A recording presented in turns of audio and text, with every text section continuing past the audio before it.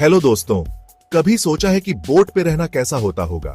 आज मैं आपको कैप्टन गौरव गौतम, जो कि रिटायर्ड इंडियन नेवी ऑफिसर हैं, उनकी वाइफ वैदेही, जो मीडिया प्रोफेशनल हैं, और उनकी 14 साल की बेटी काया, इनकी कहानी सुनाने वाला हूं। इन्होंने अपनी नॉर्मल लाइफ छोड़कर अपने 42 फुट के सेल बोट रीवा पर एक अमेजिंग एडवेंचर शुरू किया है। ये है रीवा, एक टायाना वैंकूवर 42 सेल बोट जो 1988 में बनी थी। ये सिर्फ एक बोट नहीं है, ये एक तैरता हुआ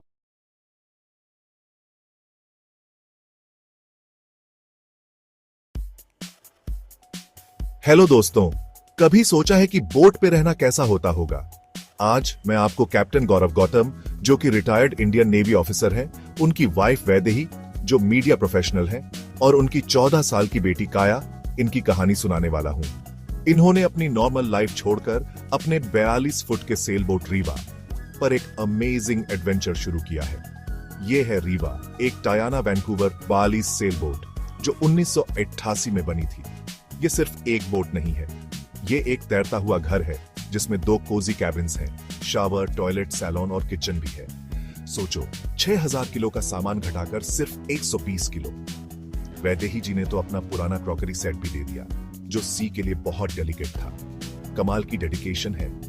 तो ये अपने तैरते हुए घर को पावर कैसे देते हैं? रीवा में 760 वॉट के सोलर पैनल्स हैं जो 800 AH की बैटरी चार्ज करते हैं, और बैकअप के लिए विंड जनरेटर भी है, और अगर सन या विंड ना हो तो ऑल्टरनेटर भी है। पीने का पानी भी रेन से कलेक्ट करते हैं। कितना सस्टेनेबल और सेल्फ सफिशिएंट। बोट पे डेली लाइफ सिंपल और जुगाड़ू है।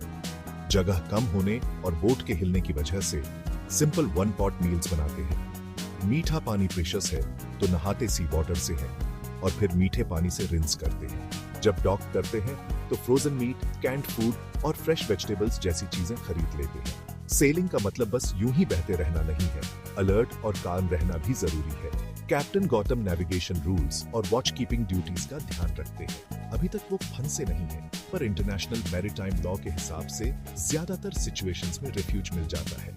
सबसे बड़ा चैलेंज मलाका स्ट्रेट, जहां हेवी ट्रैफिक और अनप्रिडिक्टेबल वेदर होता है, लेकिन उन्होंने हिम्मत से सामना किया। बोट पे रहने से इस फैमिली की जिंदगी बदल गई है। इससे उन्हें एडेप्टेबिलिटी, रिसोर्सफुलनेस और फ्लो के साथ जाने का महत्व समझ आया है। वो साउथ ईस्ट एशिया की कई खूबसूरत जगहों पर गए हैं और आगे और एक्सप्लोर करने का प्लान है। अपनी लाइफ को सिंपल बनाने से लेकर अनप्रिडिक्टेबल सी को अपनाने तक गौतम फैमिली का रीवा पर एडवेंचर वाकई इंस्पायरिंग है। उन्होंने हमें सिखाया है कि थोड़ी करेज और ढेर सारे दिल से आप अपनी जिंदगी अपने हिसाब से जी सकते हैं। तो आपको अपने एडवेंचर पर जाने से कौन रोक रहा है? देखने के लिए धन्यवाद, और लाइक, शेयर और सब्सक्राइब करना मत भूलिए, और भी ऐसी अमेजिंग स्टोरीज के लिए।